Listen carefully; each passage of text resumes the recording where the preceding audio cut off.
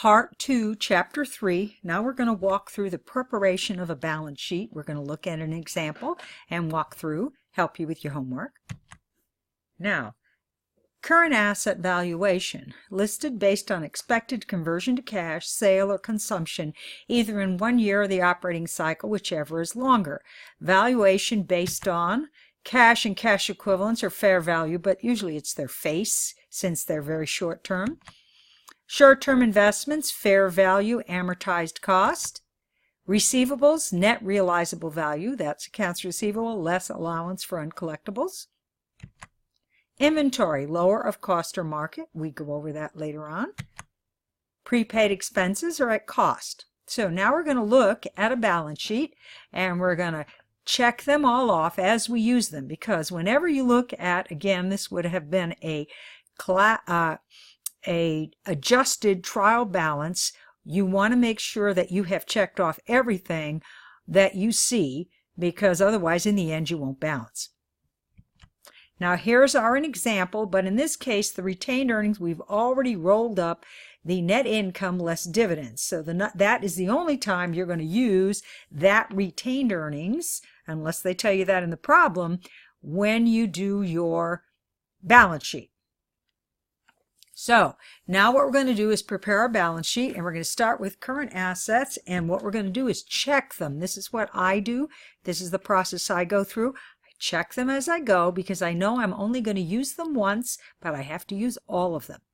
So in this case, we start with our cash, then our accounts receivable, then our allowance for doubtfuls, which is a contra account, which means the balance is the opposite of the account that it follows, which is accounts receivable. So accounts receivables normal balance is a debit, allowance for doubtfuls is a credit. Inventory. The portion of marketable securities that will be sold in the next year. So this is an example of our current assets, and that would have been our calculation. So we know that 60,000 would be under current, and we have to make sure we remember that the other 60 would be non-current.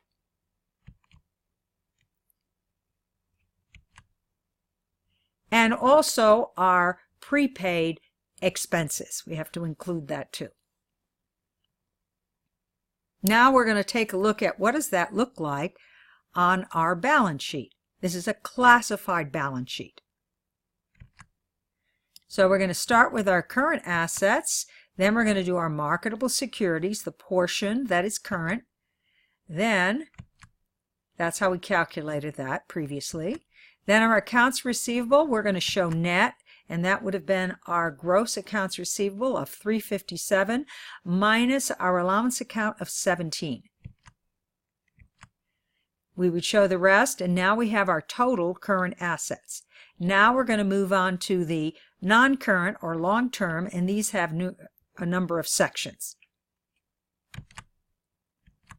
So, non-current assets, their conversion to cash for greater than a year or the operating cycle, whichever is longer. Examples would be securities, bonds, common stock, or long-term notes of other companies. Tangible fixed assets not currently used in operations, land held for future use. These what we would consider investments under the category called investments. Special funds, sinking funds, pension funds, plans expansion, or cash surrender value of life insurance. And the last would be non-consolidated subsidiary or affiliated companies. You learn about these when you take advanced accounting. So now let's go back and look at our example. So remember, when we're talking about this section of the balance sheet, these are assets that are not used directly in the operation of the business. So we would go through and we would find our other half of our marketable securities, and 50,000 in land of the 175 that's being held for as an investment. We're not using it. So now we're going to look at this presentation on our balance sheet. So we would have investments, we'd have marketable securities, and we would have our $50,000, which we are not using right now because our goal was to sell it, and that would give us our total investments. Next, we're going to look at PP&E, or property, plant, and equipment. These are tangible assets that we use in the business. Okay? They're long-lived, greater than 1 year, and we would depreciate these, except for the land. So, we're going to check these off. We would have our building. We would have our equipment. We would have our accumulated depreciation.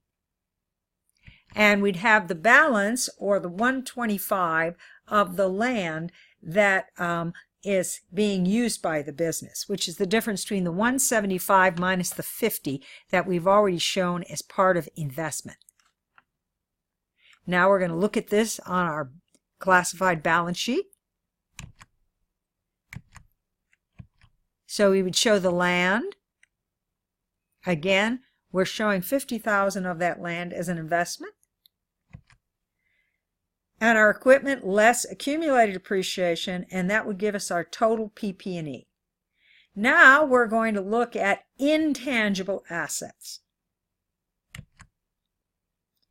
Intangible assets generally represent exclusive rights, can be purchased or developed internally, and we have goodwill, which is the difference between the fair market value of what you bought and what you paid for it. If it's greater, if you pay more than the net fair market value of what you receive, you generate goodwill. And this is particularly true if you buy another company. And we talk about that again in advanced accounting.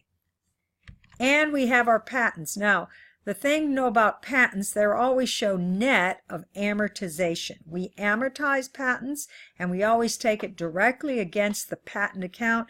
There is no accumulated amortization. It reduces the value of the patent that's shown on the books. Now we can do the rest of our asset portion of our balance sheet. So, our goodwill, our patent, and now we know that our liabilities and equity must equal $2,178,000. Now we're going to look at our current liabilities. These are expected to be satisfied with 1 year of the operating cycle, whichever is longer. So we've got accounts payable. We've got $50,000 of this $125,000 note that's due this year. We have some deferred revenue. We have interest payable. Sorry, let me go back there. So those would be the items that would be our current liabilities. Now let's look at that on the balance sheet.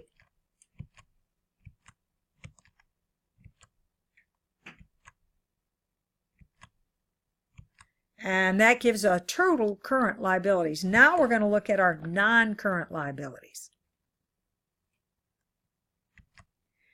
So, these are long-term liabilities, are obligations that are due to be settled or have a contractual right by the borrowing company to be settled in more than 1 year or the operating cycle, whichever is longer, after the balance sheet date. We have to include the non-current portion of the notes payable, which is $75,000. So now we're going to check these off.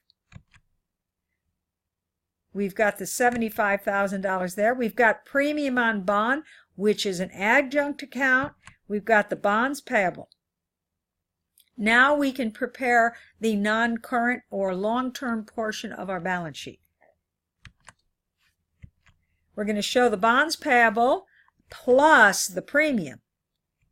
Now, a premium on bond, again, is an adjunct account because its normal balance is the same as the account that it follows. In this example, both have a credit balance. Now, if there had been a discount, we would be subtracting it, and the discount on bond would be a contra account because it follows it, but the balance is the opposite of the account that it follows. And we're going to include that $75,000. We have taken out 50 and put it as current, and now we have our total liabilities. Now the owner's equity section. We have capital stock, we have additional paid-in capital, we have retained earnings, we have accumulated other comprehensive income. These include all the amounts that bypass the income statement. And we have our contra account of treasury stock, which is contra to equity, which is when the company goes out and repurchases their own stock. And the last thing we have is non-controlling interest. It's the equity value of other companies' stock where consolidated is required but not wholly owned. Example, here, which kind of shows you what it's about. A company owns 80% of another company's stock. The 20% not owned would be shown here as part of non-controlling interest.